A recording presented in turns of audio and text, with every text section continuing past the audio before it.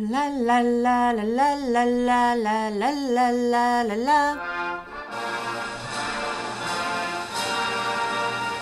Je m'étais dit que j'avais assez parlé sur Trump, mais avec son accession au trône du Mordor, pardon, de la Maison Blanche, je vais en rajouter une couche finalement. Pas tellement sur le personnage et ses manies d'enfant de 6 ans, que même ma fille ne maintient pas ses bêtises aussi effrontément que lui, ce qui est bien la preuve que le ridicule ne tue pas.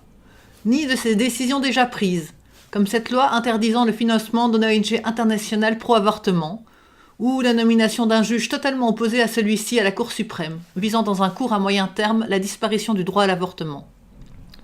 Ni à la disparition des pages sur le climat, les droits des homos, des femmes, des minorités, sur les pages des sites de la Maison Blanche.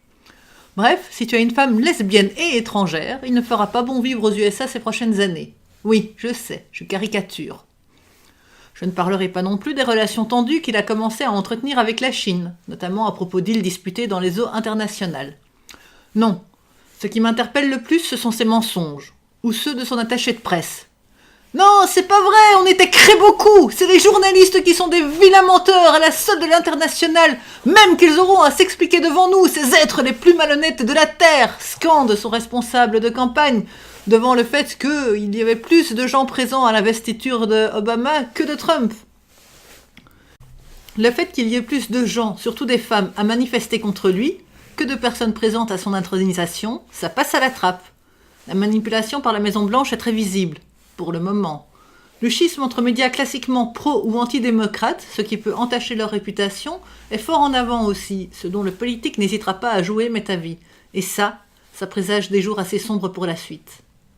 Une autre chose sur les réseaux sociaux, c'est cet acharnement contre sa famille. Ok, le mec peut être un connard fini, et s'en prendre plein la gueule, c'est le jeu ma pauvre Lucette.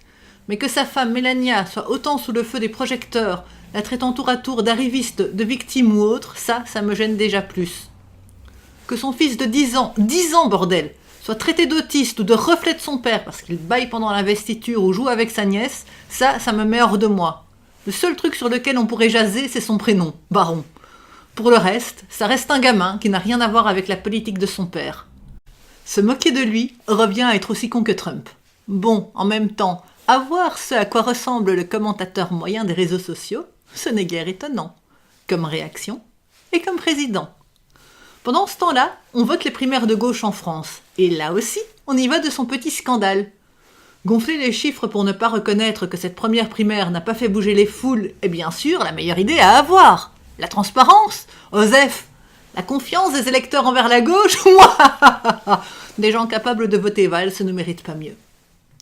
Toujours est-il que ça n'aide pas une gauche déjà en perte de vitesse, et que les plus pessimistes, ou optimistes suivant le bord, tablent déjà sur un dernier tour Le Pen-Fillon pour les élections présidentielles.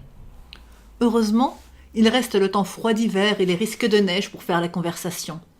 Parce qu'avec ce qu'on a dans l'actualité, ça risque d'être des sujets un peu touchy pour les prochains jours. Surtout si Tata Fernande et oncle Alfred s'invitent à manger.